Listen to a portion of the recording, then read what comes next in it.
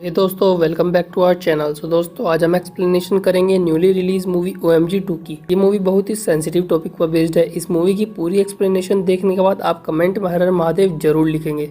भगवान कैसे अपने भक्तों की रक्षा करते हैं, देखने के लिए चलिए शुरू करते हैं एक्सप्लेनेशन। मूवी की शुरुआत होती है महाकाल शिव जी के मंदिर से और ये रहा कांतिलाल मुदगल, जो कि महाकाल का भक्त है। वो कोई भी काम करने से पहले शिव जी को जरूर प्रणाम करता है। उसकी एक छोटी दुकान है जहाँ पर वो पूजा का सामान बेचता है और उसका परम मित्र रवि उस दुकान को संभालता है। और वो बोलता है, कांति भाई ये बैग कोई छोड़ कर गया। कांति तब बोलता है, उसको दुकान में रख दो, मैं जाते टाइम उसे घर ले जाऊंगा। फिर कांति घर पहुंचकर शांति से बोलता है, अरे थोड़ा पानी पिला दो, और पूछता है विवेक कहाँ है। कविता बोलती है, विवेक राकेश के घर पढ़ने के लिए गया है, वो रात को उधर ही रुकेगा। फिर कांति अपनी बेटी नंदिनी को बुलाकर बोलता है, बेटा ये बैग कोई दुकान पर ही छोड़कर चला गया था, तो ये बैग अलमारी के ऊपर रख दे। फिर अगले दिन कांति जब पूजा के दर्शनार्थी को समझा रहा था, तभी उसके पास हॉस्पिटल से कॉल आता है और वो भागा भागा हॉस्पिटल पहुंचता है। विवेक को डॉक्टर ने एडमिट रखा है और कविता बोलती है, डॉक्टर ने बोला है कि वो सिर्फ आपसे ही बात करेगा, आप जाके ही बात करो। फिर वो डॉक्टर से मिलता है। डॉक्टर उसे समझाता है, ये थोड़ा गंभीर मामला है, इतना भी गंभीर नहीं है, मतलब आपका बेटा जवान हो चुका है। वो जोश में लिंग को बड़ा करने के लिए 3 बार ले लिए थे। ये वाइग्रा की गोली है, इससे लिंग बड़ा हो जाता है। और फिर वो हस्तमैथुन करने लगा, फिर बेहोश हो गया, अभी हॉस्पिटल में है। डॉक्टर बोलते हैं, अपने बेटे से कॉन्वर्सेशन करो,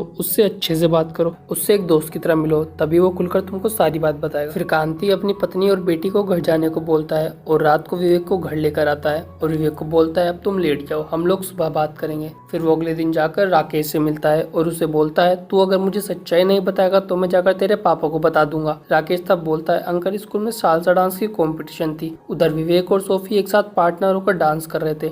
टीचर भी बहुत खुश थे, पर इस बात से रोमेल खुश नहीं था। रोमेल सोफी का बॉयफ्रेंड था और अगले दिन विवेक ने देखा कि उसका पार्टनर चेंज हो चुका है। जब उसने मैम से पूछा, तब मैम ने उसे बताया कि ये सोफी की मर्जी थी। तो सोफी से जाकर जब उसने पूछा, सोफी ने बोला, it's none of your business. फिर बाथरूम में आके रोमेल उसके दोस्तों के साथ विवेक को चिढ़ाने लगा, ये बोल के कि तेरा बहुत छोटा है, इसलिए तुझे कोई लड़की नहीं मिलती। सोफी आज मेरे साथ है, इसके लिए मेरा साइज भी मैटर करता है, छोटा पप्पू बोल के उसको चिढ़ाने लगे। फिर विवेक मानो उस बात को दिल पर लगा चुका था। घंटों तक वो इंटरनेट पर आर्टिकल पढ़ता था और स्केल से खुद के लिंग का मेजरमेंट करता था। इंटरनेट पर यह बोला गया था कि छोटी लुल्ली होने की वजह से आपका गर्लफ्रेंड छूट जाएगा, आपका गृहस्थी जीवन कभी अच्छा नहीं रहेगा। बहुत सारे लोग तो इसकी वजह से सुसाइड भी कर लेते। ये सभी देखकर विवेक बहुत परेशान हो चुका था और आर्टिकल में ये भी लिखा था कि अगर आप रोज हस्तमैथुन करते हैं तो आपका लिंग धीरे धीरे बड़ा हो सकता है। बड़ा तो नहीं हुआ, पर विवेक और ज्यादा परेशान हो गया। फिर एक दिन हम स्कूल से लौट रहे थे, उधर एक आदमी कोई तो जड़ी बूटी बेच रहा था। वो दावा कर रहा था कि जड़ी बूटी लगाने से आपका लिंग बड़ा हो जाएगा। विवेक ने वो भी खरीद ली। एक की जगह उसने 10 शीशियां खत्म कर दी, पर कोई रिजल्ट नहीं आया। फिर वो एक बैनर देखकर डॉक्टर के पास भी गए। वो कुछ लाइट से एक्सपेरिमेंट करते थे। विवेक को बोला गया कि अगर ये लाइट जलती है तो तुमको पता लग जाएगा कि तुम कैपेबल नहीं हो। वो रेड लाइट जल जाती है और विवेक फिर डिप्रेशन में चला जाता है। फिर वो कुछ सीनियर दोस्तों से पता करके मेडिकल शॉप पर जाके कुछ तो पिंक पिंक गोलियां ले आता है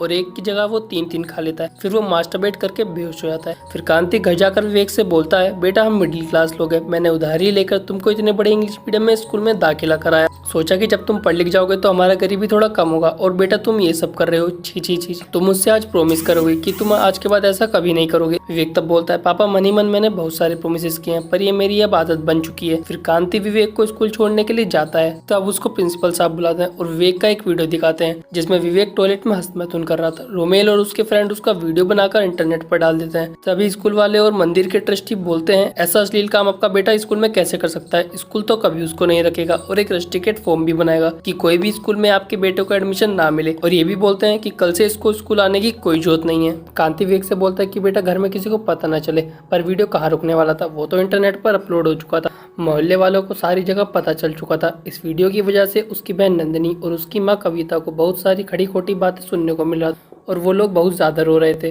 और फिर गंगा घाट में कांति शिव जी से प्रार्थना करता है कि मैं आपका परम भक्त हूँ, तो मेरे बच्चों के साथ ऐसा क्यों हो रहा है, रास्ता दिखाए प्रभु। तभी एक आकाशवाणी होती है और शिव जी के अवतार में उनके दूत गंगा जी की कोख से डुबकी लगाकर बाहर निकलते हैं और वो कांति के माथे पर गंगा जल झटकते हैं। फिर कांति रात को घर पहुंचता है और उसके पास थाने से फोन आता है और वो बोलते हैं, अपने वकील को भी साथ ले आना। फिर हम पुलिस स्टेशन में महाकाल को देखते हैं। वो बोल रहे थे, मेरा सामान मुझको नहीं मिला तो मैं पूरा तांडव करूंगा, ये पूरा पुलिस स्टेशन भस्म कर दूंगा। और दूसरी तरफ रोमेल के पापा बोलते हैं कि आपके बेटे ने आज मेरे बेटे का गला पकड़कर उसे मारने की कोशिश की है, अटेम्प्ट टू मर्डर केस, आज मैं इसके ऊपर डालूंगा। इस पर कांति पुलिस ऑफिसर से बोलता है, सर मेरा बेटा बहुत सीधा है, बिना बात के वो कहीं पर भी नहीं उलझता। तब रोमेल के पापा बोलते हैं, हाँ कितना सीधा है हमको पता है, सर आप ये वीडियो देखिए। तब कांति बोलता है, सर ये वीडियो कहाँ से आ गया। तब पुलिस ऑफिसर जब ये वीडियो देखता है तब बोलता है, हाँ कांति साहब हमें पता चल गया कि आपका बेटा कितना सीधा साधा है। तब पुलिस ऑफिसर विवेक को बुलाता है। विवेक पहले तो बहुत ज्यादा हिचकिचाता है, पर जिसके ऊपर महाकाल का हाथ हो उसका कोई क्या बिगाड़ सकता है। महाकाल ने जब उसके हाथ पर हाथ रख दिया तब विवेक उनके सामने आता है और कांति बोलता है, इन लोगों से माफी मांगो। फिर वो लोग स्टेशन पहुंचते हैं और कांति को बैठने का जगह नहीं मिलता और वो एक बेंच में जाकर जब देखता है कोई सोया हुआ है, उसका चद्दर जब हटाता है तो उधर कोई और नहीं बल्कि साक्षात महाकाल थे। तब कांति पूछता है, भाई तुम्हें तुम्हारा सामान मिला और तुम्हारे गले को क्या हुआ। तब महाकाल बोलता है, भक्तों के विष पीते पीते गला भी मेरा काला पड़ गया। महादेव उससे पूछते हैं, तुम्हारा बेटा कैसा है। कांति तब बोलता है तो येरा, पर उधर विवेक नहीं था। उसे ढूंढते हुए कांति जब इधर उधर भटकता है उसे रेलवे ट्रैक पर विवेक दिखता है। ट्रेन विवेक की तरफ ही आ रही थी। कांति भी भागकर जा रहा था अपने बेटे को बचाने के लिए, पर ट्रेन उसके ऊपर से चली आती है। कांति सोच ही लेता है कि उसका बेटा मर गया, पर जिसके ऊपर महाकाल का हाथ हो उसको कौन मार सका है। उसको महाकाल ने बचा लिया था। फिर कांति महाकाल को सारी बात बताता है। वो तो अंतर्यामी है, अपने भक्तों के मन की पीड़ा वो खूब जानते हैं। फिर वो कांति से बोलता है, अपने गाँव भागने से क्या तुम्हारी समस्या का समाधान हो जाएगा। मोबाइल फोन तो उधर भी रहेगा, वीडियो तो उधर भी सारे लोग देखेंगे।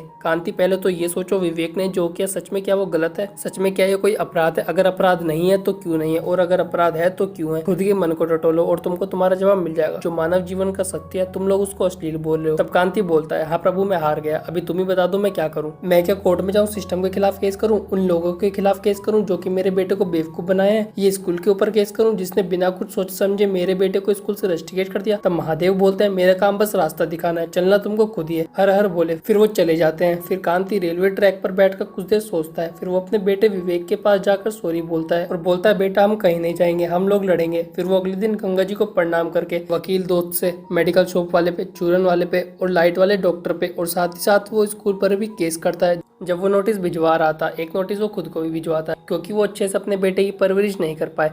फिर हम कोर्ट में सारे आरोपी और कांति को देखते हैं और जज बोलता है, ये क्या मजाक चल रहा है, तुम खुद ही के ऊपर केस कर रहे हो। तब कांति का लॉयर बोलता है, सर मेरे क्लाइंट के बच्चे के साथ हुए हरासमेंट में ये लोग सब जिम्मेदार हैं और सबसे ज्यादा जिम्मेदार है स्कूल, और स्कूल को माफी मांगना पड़ेगा और शिवजी को 101 रुपए अर्पण करके विवेक को फिर से एडमिशन देना पड़ेगा। फिर स्टीफन स्कूल की तरफ से लॉयर काम में नहीं आती है और वो बहुत बड़ी लॉयर है।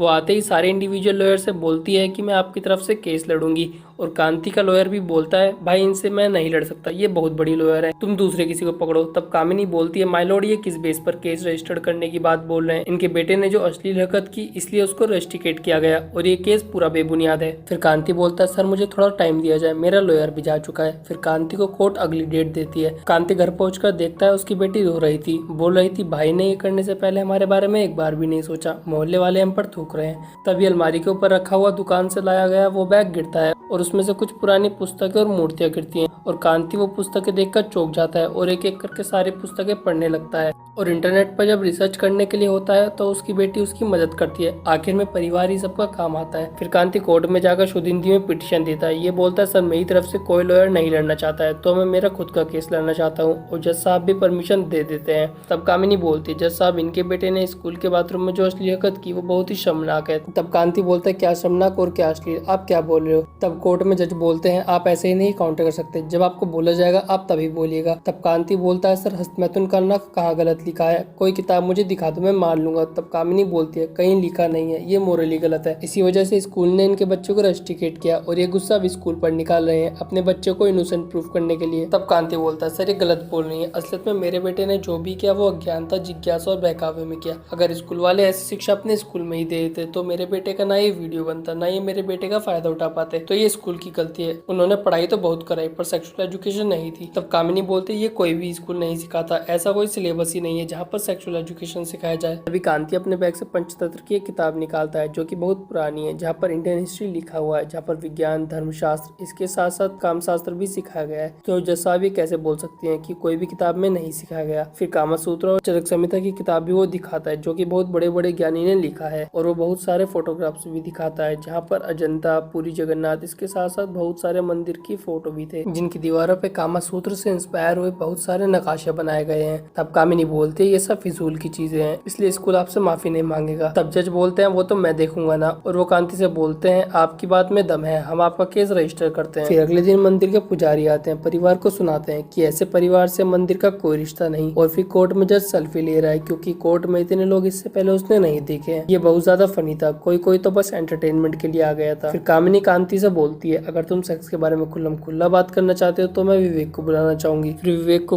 कटघरे में खड़ा करके कामिनी पूछती है, तुमने जो स्कूल के बाथरूम में किया, तुम्हारी नजर में क्या वो सही था? तुमने स्कूल के बाथरूम में जो भी किया तुम खुल के बता सकते हो। और कामिनी जब और ज्यादा जोर देती है, विवेक तब कटघरे से भाग जाता है। फिर रात को जब घर में सब लोग सो रहे थे, बाहर से कोई शिवजी का गाना गा रहा था। बाहर जाकर जब कांति देखता है तो उधर कोई और नहीं बल्कि साक्षात महादेव थे। पर कांति को क्या पता कि वो साक्षात शिवजी से बात कर रहा है। तब शिवजी कांति से बोलते हैं, कांति परेशान मत हो, जो सुनने में अच्छा लगे वही बोलो, शर्म मत करो। जो बात पूरी दुनिया को पता है वो खुल के सबके सामने बताओ, तुम्हारी समस्या का समाधान हो जाएगा। हर हर महादेव। और ये बोल के वो वहाँ से चले आते। फिर अगले दिन जब कामिनी कोर्ट में तमाशा करने के लिए उसकी बेटी और पत्नी को बुलाती है, तब कविता और नंदिनी मानो पानी की तरह सब कुछ साफ साफ बोल रहे थे। नंदिनी बोलती है, मास्टरबेशन ये तो नॉर्मल है, सब लोग करते हैं। और कविता बोलती है, बच्चे होने के टाइम तो सभी ने किया होगा, जज साहब आपने नहीं किया, इसमें शर्म किस बात की? तब कामिनी बोलती है, आपकी फैमिली तो बहुत मॉडर्न है, घर से आप सिखा के लाए है ना। चलिए ये भी ठीक है जज साहब, अब मैं एक सेक्स वर्कर को बुलाना चाहती हूँ जिसका बच्चा इसी स्कूल में पढ़ता है, पर हम लोग कभी भी उन पर कोई दबाव नहीं बनाया है, पर ऐसा अश्लीलता को हम कभी भी एंटरटेन नहीं करेंगे, इसलिए विवेक को रस्टिकेट किया गया। तब कांति पूछता है, सर मैं इनसे कुछ पूछ लूं? जज साहब की परमिशन के बाद जब वो पूछता है, आपको ये काम किसने सिखाया? तब वो सेक्स वर्कर बोलती है, मुझे मेरी एक दीदी ने सिखाया और शायद उन्हें भी उनकी किसी दीदी ने सिखाया होगा। वो बोलता है हाँ, और तो मूर्तें दिखाकर बोलता है कि आपको ऐसे सेक्सुअल पोजीशन आते हैं? वो सेक्स वर्कर बोलती है, हाँ मुझे आते हैं, ये सब मुझे सिखाया गया है। तब कांति बोलता है, आप जिनके साथ सेक्स करते हो क्या आपको भी उनके साथ मजा आता है? फिर वो सेक्स वर्कर फ्रस्ट्रेट होकर बोलती है, मुझे मजा नहीं आता सर, सारे मर्द इधर फ्रस्ट्रेट होकर आते हैं, कोई आता शरीर की भूख मिटाने के लिए, कोई आके मारता पीटता है और कोई आके रोता है, उनको पता ही नहीं कि एक लड़की कैसे खुश होती है, कैसे उनके साथ म्यूचुअली संभोग किया जाए। तब कांति बोलता है, आपके चाहेंगे आपका बच्चा भी ऐसा ही बने, वो भी किसी लड़की के साथ सामूहिक संबंध ना बना पाए, उसके मन को ना पढ़ पाए? वो सब तो आप उसको नहीं सिखा सकते ना, उसको कौन सिखाएगा? उसको स्कूल सिखाएगा। उस बात पर वो सेक्स वर्कर अग्री करती है। तब कांति बोलता है, point to be noted my Lord, और अगर जज साहब मेरे बेटे को भी ऐसा समझाया गया होता तो आज ये दिन नहीं आता। फिर कांति जड़ी बूटी वाले को, वो बल्ब वाले डॉक्टर को और मेडिकल शॉप वाले को बुलाता है और सब ढोंगे निकलते हैं और वो लोग खुद अग्री करते हैं, कोई भी पिल कोई भी चूरन खाने से आपका लिंग बड़ा नहीं हो सकता, हम बस लोगों को झूठी आशा भेजते हैं। फिर कांति स्कूल की किताब दिखाकर बोलता है, सर देखिए मेंढकों का रिप्रोडक्शन, इसके साथ साथ एक गाय एक बछड़े को दूध पिला रही है, ऐसी फोटोज भी इधर, पर इनको जो पढ़ रहे हैं वो इंसान है, तो इंसानों को किधर है? तब कामिनी बोलती है, ये सब पॉसिबल नहीं है, बोलना जितना आसान है इम्प्लीमेंट करना उतना ही मुश्किल है। ये बार बार ये कोशिश कर रहे हैं कि सारी गलतियां स्कूल की हैं, इनके बेटे को स्कूल में फिर से एडमिशन दिया जाए और स्कूल गिल्टी फील करे। फिर कांति मंदिर जाकर माथा टेकता है और महाकाल साक्षात उसे दर्शन देकर बोलते हैं, तुम हमारे भक्त हो, इतनी चिंता मत करो, ये लो कचौड़ी खाओ और पेपर को अच्छे से पढ़ना। कचौड़ी खाते टाइम कांति को पेपर में कुछ कोटेशन दिखता है। फिर कांति कुछ पेपर की शॉप में जाकर कुछ पुरानी रद्दी पेपर वगैरह खरीदता है और सारी तैयारी के साथ नेक्स्ट दिन कोर्ट पहुंचता है। फिर कांति बोलता है, सर ये एक बायोलॉजी का टेम्पलेट है जो कि मुझे बायोलॉजी क्लास से मिला, इधर सब कुछ है, पर सर हमारे गुप्तंग का कोई भी फोटो नहीं है। कामिनी बोलती है, इसलिए नहीं है क्योंकि उसे गुप्तंग बोला जाता है। कांति बोलता है, ऐसा किसने बोला? हमने ही ना। अगर मानो हम हमारे पैर को ही गुप्तंग बना देते तो क्या तुम पैर ही छिपा देते? और वो बोलता है, जज साहब जो जैसा है हमको वैसा ही बताना पड़ेगा, बच्चे अगर देखेंगे नहीं तो सीखेंगे कैसे? और वो बहुत सारे चौंका देने वाले डाटा भी पेश करता है जहाँ पर बहुत सारे सेक्सुअल डिसीज, बहुत सारे लिंक के बारे में बताया गया है। इसी के साथ साथ गुड टच बैड टच क्या होता है छोटे बच्चों को ये सिखाया जाना चाहिए, ऐसे बहुत सारे डाटा पेश करता है जो कि कोर्ट में किसी को नहीं पता था। फिर कांति जब घर में होता है तब उसके घर में पुलिस आती है, टोटल 47 केसेस लेके जो कि देश के अलग अलग जगह से हुआ है, उनकी सभ्यता पर क्वेश्चन करने की वजह से। फिर उसी के चलते सेटलमेंट के लिए स्कूल वाले उसको बुलाते हैं और उसको 1 करोड़ का ऑफर देते हैं। स्कूल के दबाव से और समाज के प्रेशर से उसने हाँ तो कर दिया और सिग्नेचर भी कर दिया, पर घर लौटते टाइम उसका गाड़ी से एक्सीडेंट हो जाता है। फिर उसे हॉस्पिटल के आईसीयू में महादेव दिखते हैं जो कि उससे बोलते हैं, तूने मेरा पूरा रूप नहीं देखा, और वो अपने संपूर्ण रूप का दर्शन देते हैं। और कांति तब जोर जोर से रोकर बोलता है, महादेव मैंने आपको नहीं पहचाना, इतनी बड़ी भूल मुझसे कैसे हो गई? महादेव बोलते हैं, इससे बड़ी भूल ये हुई है कि तू तेरे मार्ग से भटक गया है, मेरा भक्त होकर तू मार्ग कैसे भटक सकता है? तू महादेव का भक्त है, तू मर नहीं सकता, तूने जो काम अधूरा छोड़ा है उसको तू ही पूरा करेगा। फिर कांति आईसीयू से जिंदा बाहर निकलता है और उसको देखकर सब चौंक जाते हैं। फिर महादेव उसको कोर्ट तक लिफ्ट देते हैं और तब तक कोर्ट में कामिनी साबित कर चुकी थी कि कांति लालची है और उसने ये पैसे के लिए सब कुछ किया था, पर उसे क्या पता था खेल अभी बाकी है।